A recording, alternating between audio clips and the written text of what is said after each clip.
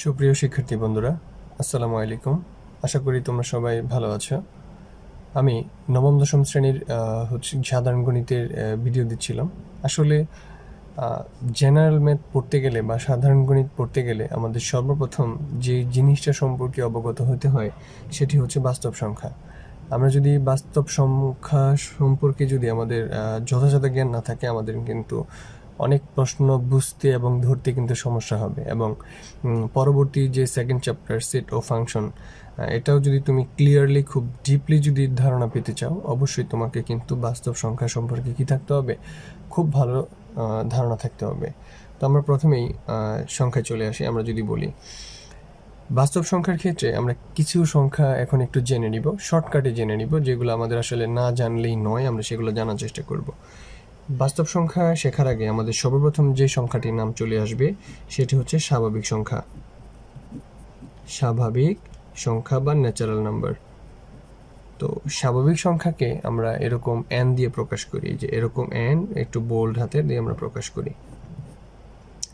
এখন আমরা লিখব হচ্ছে স্বাভাবিক সংখ্যা হচ্ছে শূন্য ব্যতীত, অর্থাৎ শূন্য ব্যতীত সকল যে ধনাত্মক পূর্ণ সংখ্যাগুলো, অর্থাৎ 1 2 3 4 5 ডট ডট ডট, অর্থাৎ এই যে পূর্ণ সংখ্যাগুলা, এই যে 1 2, এখানে কিন্তু কোনো যে স্বাভাবিক সংখ্যাগুলো এগুলো কিন্তু কখনোই এমন হবে না যে 1.5 2.5 3.5 এরকম হওয়ার কোনো চান্স নেই। অর্থাৎ আমরা বলবো যে শূন্য ব্যতীত সকল ধনাত্মক পূর্ণ সংখ্যাগুলোকে স্বাভাবিক সংখ্যা বলা হয়। এখন আবার প্রশ্ন চলে আসতে পারে, ধনাত্মক পূর্ণ সংখ্যা এটা আবার কেমন কথা? আমরা এই যে হচ্ছে স্বাভাবিক সংখ্যাগুলা, এগুলা কিন্তু তোমার হচ্ছে মৌলিক আকার বা যৌগিক আকার বা হচ্ছে সহমৌলিক, এরকম যেভাবে থাকতে পারে, সমস্যা নেই।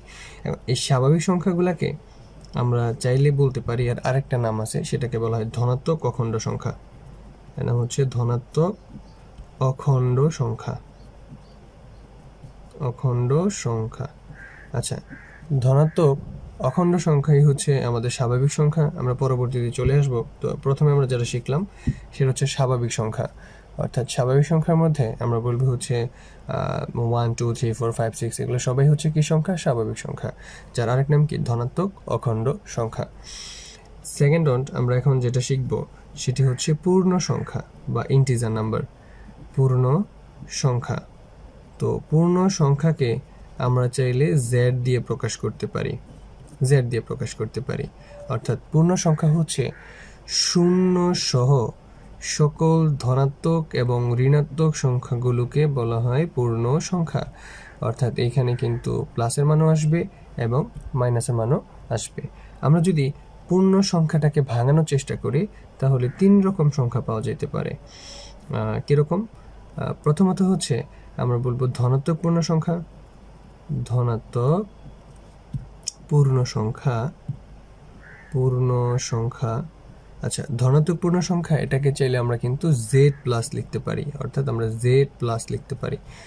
তো জেড প্লাস লিখলে আমরা এই যে জেড প্লাস হচ্ছে যে বলছিলাম যে ধনাত্মক সংখ্যার এই যে স্বাভাবিক সংখ্যার আরেক নাম কিন্তু ধনাত্মক পূর্ণ সংখ্যা। অর্থাৎ এখানে আমরা বলবো যে শূন্য ব্যতীত সকল যে পূর্ণ সংখ্যাগুলো আছে, অর্থাৎ 1 2 3 4 5 ডট ডট ডট, এই সংখ্যাগুলোকে বলা হয় কি?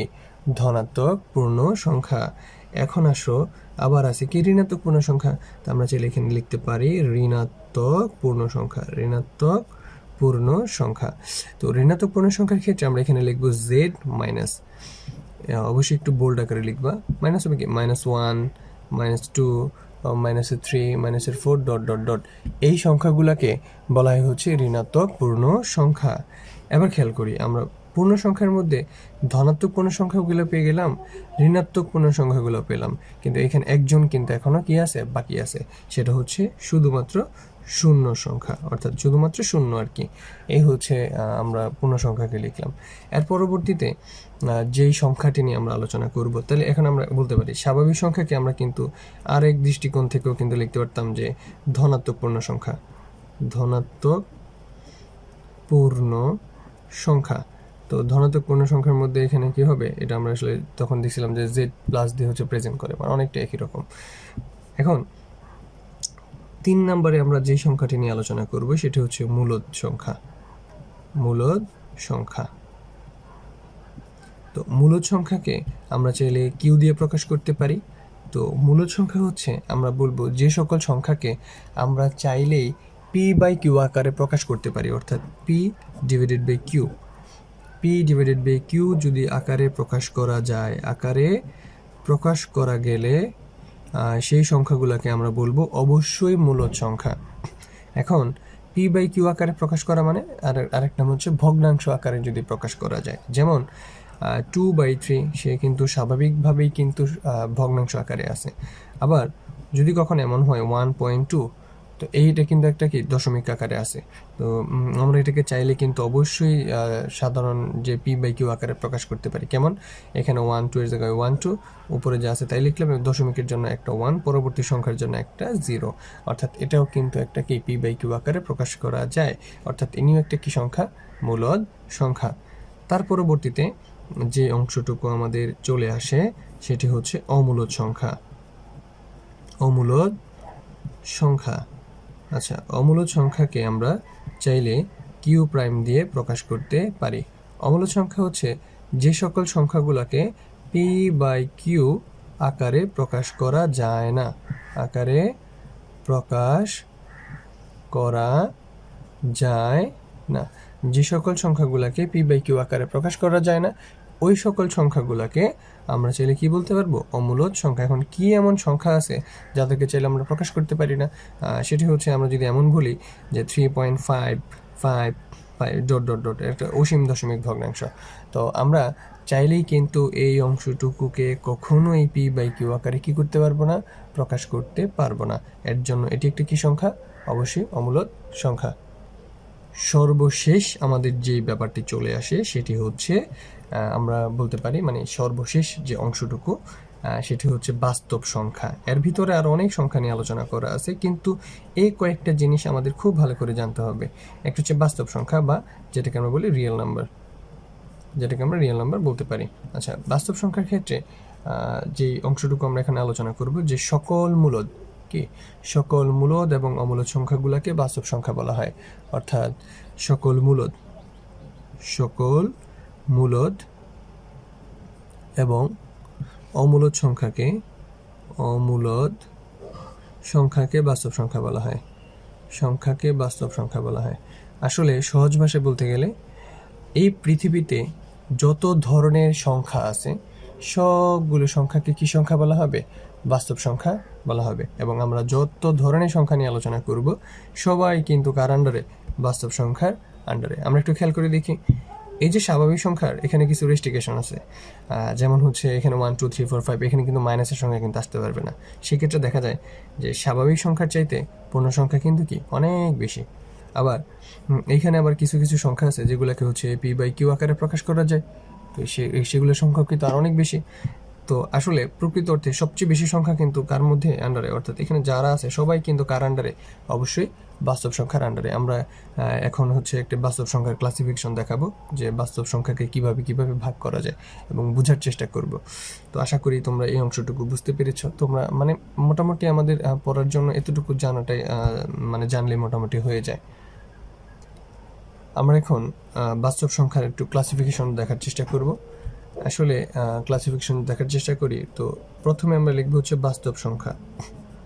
যদি আমরা বাস্তব সংখ্যার ব্যাপারটা চলে আসে, বাস্তব সংখ্যাকে আমরা চাইলে দুই ভাগে ভাগ করতে পারি। আমরা কিন্তু বলেই আসছি যে সকল মূলদ এবং অমূলদ সংখ্যাগুলোকে কি বলা হয়, বাস্তব সংখ্যা বলা হয়।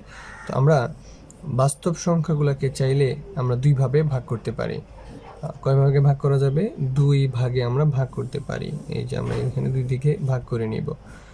প্রথমের যে অংশটুকু সেটা হচ্ছে মূলদ সংখ্যা, এখানে আমরা লিখে রাখবো হচ্ছে মূলদ, এটাকে বলা হয় হচ্ছে মূলদ, কারণ আমরা জানি সকল মূলদ এবং অমূলদ সংখ্যাকে বাস্তব সংখ্যা বলা হয়। আবার এইখানের যে অংশটুকু এটাকে বলা হয় হচ্ছে অমূলদ সংখ্যা, এটাকে আমরা চাইলে কি বলতে পারি, অমূলদ সংখ্যা, অমূলদ সংখ্যা। তো প্রথমত আমরা কি পেলাম, প্রথমত আমরা পেলাম যে বাস্তব সংখ্যাকে দুই ভাগে ভাগ করা যাবে, একটা হচ্ছে মূলদ, একটা হচ্ছে অমূলদ। তার পরবর্তীতে মূলদ সংখ্যাটাকে আমরা হচ্ছে দুই ভাগে কিন্তু ভাগ করতে পারি। এটা হচ্ছে খুব ইম্পর্টেন্ট একটা কথা। আসলে মূলদ কারা, আমরা কিন্তু প্রথমে বলেছিলাম মূলদ মানে হচ্ছে যাদেরকে পি বাই কিউ আকারে প্রকাশ করা যায়, আর অমূলদ কারা, যাদেরকে পি বাই কিউ আকারে প্রকাশ করা যায় না। অর্থাৎ p/q আকারে প্রকাশ করা যায় বিধায় হচ্ছে সে ছিল মূলদ। এখন p/q আকারে প্রকাশ করা যায় না বিধায় হচ্ছে সে কি অমূলদ। এখন কথা হচ্ছে মূলদ আসলে কারা হবে। আমরা কিন্তু যে কোনো পূর্ণ সংখ্যাকে কিন্তু চাইলে মূলদ সংখ্যা বলতে পারি। কেন?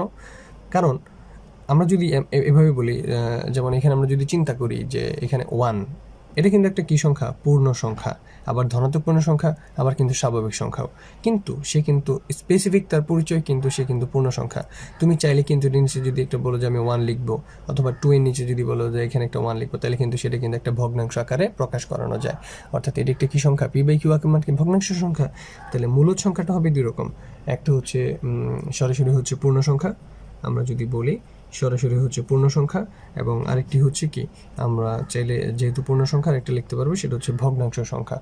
অর্থাৎ আমরা এটাকে চাইলে কি লিখতে পারি? ভগ্নাংশ সংখ্যা। আচ্ছা, ভগ্নাংশ সংখ্যা। আশা করি এই অংশটুকু পর্যন্ত বোঝা গেল। পূর্ণ সংখ্যাটা হচ্ছে ভগ্নাংশ সংখ্যা। এখন অমূলদ সংখ্যাকে শুধুমাত্র একটা অংশে ক্লাসিফিকেশন করা যায়, এটা আমরা একটু পরে দেখবো। আগে এই মূলদ সংখ্যা নিয়ে আমরা একটু শেষ করে নিই আলোচনা। আবার এই পূর্ণ সংখ্যাটাকে কিন্তু আমরা হচ্ছে 3 ভাগে ভাগ করতে পারতেছি। আমরা কিন্তু ওই যে আগের যে পেজটিতে পড়িয়ে আসছে, ওইখানে কিন্তু দেখে আসছে যে পূর্ণ সংখ্যাকে কয় ভাগে। তাহলে আমরা আসলে একটু যদি এক্সাম্পল দেখি, পূর্ণ সংখ্যাকে লেখা যাবে 0, -1, -5, 2, এরকম আসলে লেখা যাবে। এরাই হচ্ছে পূর্ণ সংখ্যা। আবার ভগ্নাংশ সংখ্যা হচ্ছে 5/4, তারপর হচ্ছে 3/4, এরকম হচ্ছে সাধারণ ভগ্নাংশ সংখ্যা। হ্যাঁ, এখন এই পূর্ণ সংখ্যাকে আমরা হচ্ছে কয়েকটা ভাগে ভাগ করতে পারি। প্রথমত হচ্ছে আমরা যদি বলি, প্রথম হচ্ছে এই পূর্ণ সংখ্যার ক্লাসিফিকেশনের ক্ষেত্রে আমরা বলবো ধনাত্মক পূর্ণ সংখ্যা। কী হবে? ধনাত্মক পূর্ণ সংখ্যা। আমরা যদি বলি ধনাত্মক পূর্ণ সংখ্যা, তো ধনাত্মক পূর্ণ সংখ্যা গেল বা ন্যাচারাল নাম্বার। তো ধনাত্মক পূর্ণ সংখ্যা হচ্ছে কারা? আমরা জানি ধনাত্মক পূর্ণ সংখ্যাগুলো হচ্ছে 0 সহ সকল ধনাত্মক ও ঋণাত্মক সংখ্যাগুলো। অর্থাৎ এখানে হবে যেমন আমরা এখানে বলতে পারি 1, 2, 3, 4, 0 ব্যতীত আর কি সকল ধনাত্মক পূর্ণ সংখ্যা। z+ ছিল, তার পরবর্তীতে কি ছিল? একটা 0 ছিল। কি ছিল? শুধুমাত্র 0 ছিল। আর তার পরবর্তীতে কি ছিল? ঋণাত্মক পূর্ণ সংখ্যা। কি সংখ্যা? ঋণাত্মক পূর্ণ সংখ্যা। আমরা যদি বলি ঋণাত্মক পূর্ণ সংখ্যার ক্ষেত্রে যদি আসে ঋণাত্মক পূর্ণ সংখ্যা, তো ঋণাত্মক পূর্ণ সংখ্যা হচ্ছে কোনগুলা? ঋণাত্মক পূর্ণ সংখ্যাগুলো হচ্ছে এখানে হবে -1, -2, -3, ... এরা হচ্ছে ঋণাত্মক পূর্ণ সংখ্যা। আমরা এখন আবার একটু খেয়াল করব, এই যে আমাদের ধনাত্মক পূর্ণ সংখ্যা, অর্থাৎ এই যে ধনাত্মক পূর্ণ সংখ্যাটা, এই ধনাত্মক পূর্ণ সংখ্যাটাকে কিন্তু আবার আমরা চাইলে মোটামুটি 3 ভাবে ভাগ করতে পারি। একটা হচ্ছে মৌলিক 1, আর হচ্ছে যৌগিক। অর্থাৎ এখানে আমরা চাইলে বলতে পারি এটাকে আবার 3 ভাবে ক্লাসিফিকেশন করা যাবে। একটা হচ্ছে মৌলিক, আমরা জানি হচ্ছে যে সকল সংখ্যাকে এক ব্যতীত, মানে সহজ ভাষায় যে এক ব্যতীত কি অন্য কোনো সংখ্যা দ্বারা, নিজ সংখ্যা ছাড়া অন্য কোনো সংখ্যা দ্বারা ভাগ করা যায় না, এবং যাদের উৎপাদক কত থাকে? 1 থাকে। অর্থাৎ মৌলিক সংখ্যা। পরবর্তীতে আমি যদি এটাকে 1 হিসেবে আলাদা সেপারেট করে রাখি, তার পরবর্তীতে যে আসবে সেটা হচ্ছে কি মৌলিক। তারপরে আমরা বলতে পারি যৌগিক। অর্থাৎ যৌগিক হচ্ছে যে সকল সংখ্যাগুলোকে ভাঙানো যায়, তারা হচ্ছে কি সংখ্যা? যৌগিক সংখ্যা। যেমন মৌলিক সংখ্যা এখানে কি 2, 3, 2কে 2 ছাড়া আর কোনো সংখ্যা দ্বারা ভাগ করা যায় না, এবং তাদের উৎপাদক কিন্তু শুধুমাত্র 1 থাকে। এবং 3কে 3 ছাড়া আর কোনো সংখ্যা দ্বারা ভাগ করা পসিবল না, শুধুমাত্র এখানে 3 থাকে। তাহলে এটাই হচ্ছে এটা কি সংখ্যা? আমরা বলতে পারি হচ্ছে কি মৌলিক সংখ্যা 1, এবং হচ্ছে যৌগিক। এবার আসো ভগ্নাংশ সংখ্যা। যদিও একটু হিবিজিবি হয়ে যাবে, আমি একটু বোঝানোর চেষ্টা করি। এটা যদি এইভাবে নিই আমরা, এই যে এইভাবে এখান থেকে এই যে এখানে নিয়ে আসি, তাহলে কি দাঁড়ায়? এই যে এখানে নিয়ে আসলাম। এই ভগ্নাংশ সংখ্যাকে আমরা চাইলে আবার তাকে 2 ভাবে প্রকাশ করতে পারি। 2 ভাবে না, আসলে 2 ভাবে প্রকাশ করানো যায়। একটা হচ্ছে আমরা বলতে পারি সাধারণ ভগ্নাংশ, আর একটা হচ্ছে দশমিক ভগ্নাংশ। এটা হচ্ছে একটা সাধারণ ভগ্নাংশ,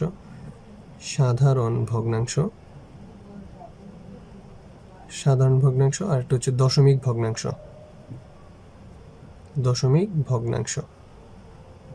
আচ্ছা, আমরা যদি বলি সাধারণ ভগ্নাংশ, একটা হচ্ছে কি দশমিক ভগ্নাংশ। তো সাধারণ ভগ্নাংশটাকে আমরা আবার চাইলে হচ্ছে আরেকভাবে প্রকাশ করতে পারি। তো সাধারণ ভগ্নাংশটা আসলে মূলত আবার 2 রকম। একটা হচ্ছে প্রকৃত, একটা হচ্ছে অপ্রকৃত।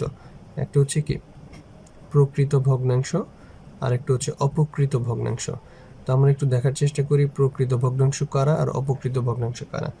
প্রকৃত ভগ্নাংশ হচ্ছে যেই সকল আমরা জানি ভগ্নাংশে দুটি অংশ থাকে, একটি হচ্ছে লব, একটি হচ্ছে হর। যদি কোনো কারণে প্রকৃত ভগ্নাংশের লব যদি বড় হয়, হর যদি ছোট হয়, লব যদি ছোট হয়, হর যদি বড় হয়, সেটা হচ্ছে প্রকৃত ভগ্নাংশ। আবার অপ্রকৃত ভগ্নাংশের ক্ষেত্রে লব যদি ছোট হয়, লব যদি বড় হয় এবং হর যদি ছোট হয়, সেটা হবে অপ্রকৃত ভগ্নাংশ। যেমন এখানে হচ্ছে হাফ, এটা একটা প্রকৃত ভগ্নাংশ, আর এটা যদি 4/3 হয় তাহলে সেটা হবে একটি অপ্রকৃত ভগ্নাংশ। আর অপ্রকৃত ভগ্নাংশের ক্ষেত্রে আমরা চাইলে আরেকটি ভগ্নাংশ পাই, সেটা হচ্ছে মিশ্র ভগ্নাংশ। আর মিশ্র ভগ্নাংশ আমরা মোটামুটি সবাই জানি, মানে অপ্রকৃত ভগ্নাংশকে আরেকটা ভগ্নাংশ পাবি, সেটা হচ্ছে মিশ্র ভগ্নাংশ। আমরা আচ্ছা আমি যদি বলেই দিই যে মিশ্র ভগ্নাংশটা কীরকম হবে, এটা হচ্ছে মিশ্র ভগ্নাংশ। তো মিশ্র ভগ্নাংশ কিন্তু এইভাবে লেখা যায় যে, যেমন ধরো এখানে যদি 1, এখানে 2, আমরা কিন্তু জানি 2 কে 2 তার সাথে 1 যোগ হয়, তখন এটা হয়ে যাবে 3/2। এটা হচ্ছে মিশ্র ভগ্নাংশ। এখন আমরা চলে আসবো দশমিক ভগ্নাংশের ক্ষেত্রে। এই দশমিক ভগ্নাংশটাকে আবার চাইলে 2 ভাগে ভাগ করতে পারি আমরা। এই দশমিক ভগ্নাংশটাকে কয় ভাগে ভাগ করা যাবে? 2 ভাগে ভাগ করা যায়। 2 ভাগে ভাগ করা যায়। একটা হচ্ছে সসীম ভগ্নাংশ, সসীম দশমিক ভগ্নাংশ, আর একটা হচ্ছে অসীম আবৃত দশমিক ভগ্নাংশ। অসীম আবৃত দশমিক ভগ্নাংশ, আবৃত মানে হচ্ছে পৌনঃপুনিক। আমরা পরবর্তীতে এটা নিয়ে আলোচনা করব। দশমিক ভগ্নাংশ হচ্ছে, সসীম দশমিক ভগ্নাংশ হচ্ছে যদি এমন একটা পয়েন্ট হয় 1.2222, অর্থাৎ যাদেরকে কাউন্টেবল অর্থাৎ গণনা করা যাবে তারাই হবে হচ্ছে সসীম। আর অসীম আবৃত মানে হচ্ছে যারা হচ্ছে আনকাউন্টেবল, অর্থাৎ তুমি চাইলেই সেটাকে কি করতে পারবে না, গণনা করতে পারবে না। এখন আসে আমাদের অমূলদ সংখ্যা। সর্বশেষ আমরা যদি বলি অমূলদ সংখ্যাগুলো হচ্ছে অসীম অনাবৃত দশমিক, অর্থাৎ অসীম অনাবৃত দশমিক। অসীম অনাবৃত দশমিক হচ্ছে যাদেরকে আমরা চাইলেই মানে অসীম তো অবশ্যই, মানে অনাবৃত হচ্ছে যে এখানে পৌনঃপুনিক থাকবে না এবং সংখ্যা থাকবে অসংখ্য, তারাই হচ্ছে আমাদের অসীম মানে অসীম অনাবৃত দশমিক ভগ্নাংশ। তো সংখ্যা আমরা এখন যদি আবার একটু রিক্যাপ করি তাহলে বোঝা যাবে ভালো করে। বাস্তব সংখ্যাকে 2 ভাগে ভাগ করা যায়, একটি হচ্ছে মূলদ সংখ্যা, একটি হচ্ছে অমূলদ সংখ্যা। আমরা বাস্তব সংখ্যার ডেফিনিশনে জেনে আসছি, সকল মূলদ এবং অমূলদ সংখ্যাকে বাস্তব সংখ্যা বলা হয়। মূলদ সংখ্যাকে 2 ভাগে ভাগ করা যায়, একটা হচ্ছে পূর্ণ সংখ্যা, একটি হচ্ছে ভগ্নাংশ সংখ্যা। পূর্ণ সংখ্যাকে আমরা 3 ভাগে ভাগ করে ফেলবো, একটি হচ্ছে ধনাত্মক পূর্ণ সংখ্যা, এবং হচ্ছে 0, এবং হচ্ছে ঋণাত্মক পূর্ণ সংখ্যা। ধনাত্মক পূর্ণ সংখ্যা হচ্ছে 1 2 3 4 5, ঋণাত্মক পূর্ণ সংখ্যা হচ্ছে -1 -2 -3। আবার এই যে ধনাত্মক পূর্ণ সংখ্যাকে সেটাকে আমরা 3 ভাগে ভাগ করে রেখেছি, একটা হচ্ছে মৌলিক, একটা হচ্ছে 1, একটা হচ্ছে যৌগিক। তো যৌগিক হিসেবে আমরা এখানে এক্সাম্পল হিসেবে নিতে পারি হচ্ছে 4, 8, 6, যাদেরকে ভাঙানো যায়। এখন ভগ্নাংশ হচ্ছে 2 ভাগে ভাগ করা যায়, একটা হচ্ছে সাধারণ ভগ্নাংশ, একটা হচ্ছে দশমিক ভগ্নাংশ। সাধারণ ভগ্নাংশ আবার হচ্ছে 2 রকম, একটা হচ্ছে প্রকৃত ভগ্নাংশ, একটা হচ্ছে অপ্রকৃত ভগ্নাংশ। প্রকৃত ভগ্নাংশের লব ছোট হয়, হর বড় হয়। অপ্রকৃত ভগ্নাংশের লব বড় হয়, হর হচ্ছে ছোট হয়। যেমন এখানে আমরা এক্সাম্পল দিয়ে রাখছি, আমরা এখান থেকে এক্সাম্পল দেখে নিব। আর এখানে মিশ্র ভগ্নাংশ হতে পারে, যে এখানে একটা মিশ্র ভগ্নাংশ দেওয়া আছে। দশমিক ভগ্নাংশ আবার হচ্ছে 2 রকম, একটা হচ্ছে সসীম দশমিক ভগ্নাংশ, একটা অসীম আবৃত দশমিক। আসলে অসীম আবৃত মানে হচ্ছে আমরা যদি বলি 1.2, এটা হচ্ছে পৌনঃপুনিক। পৌনঃপুনিক মানে বোঝে এই সংখ্যাটা চলতেই থাকে, যাদের পৌনঃপুনিক আছে তাদেরকে বলি আমরা আবৃত ভগ্নাংশ। হ্যাঁ, আবার হচ্ছে যদি বলি আবার হচ্ছে অসীম অনাবৃত দশমিক ভগ্নাংশ। অসীম অনাবৃত মানে হচ্ছে এখানে হচ্ছে এমন যদি হয় 1.3 ... আকারে চলতে থাকে, তখন সেটা হবে কি অসীম অনাবৃত, অর্থাৎ এখানে কোনো পৌনঃপুনিক নেই, সেটি হবে অসীম অনাবৃত দশমিক ভগ্নাংশ। আশা করি সংখ্যা সম্পর্কে তোমাদের মোটামুটি কিছুটা হইলেও ধারণা হয়েছে। আমরা হচ্ছে একটু পরে মানে পরবর্তী ভিডিওতে হচ্ছে আমরা এই ম্যাথগুলো কিভাবে ক্লাসিফিকেশন করে বা কোন একটা সংখ্যা থাকলে আমরা কিভাবে বুঝবো সেটা কোন সংখ্যার আন্ডারে আছে, তো সেখান থেকে আমরা ম্যাথগুলো করার চেষ্টা করবো এবং পরবর্তী ম্যাথগুলো বোঝার চেষ্টা করব। আশা করি তোমরা বুঝতে পেরেছ। সবাইকে অসংখ্য ধন্যবাদ। আসসালামু আলাইকুম।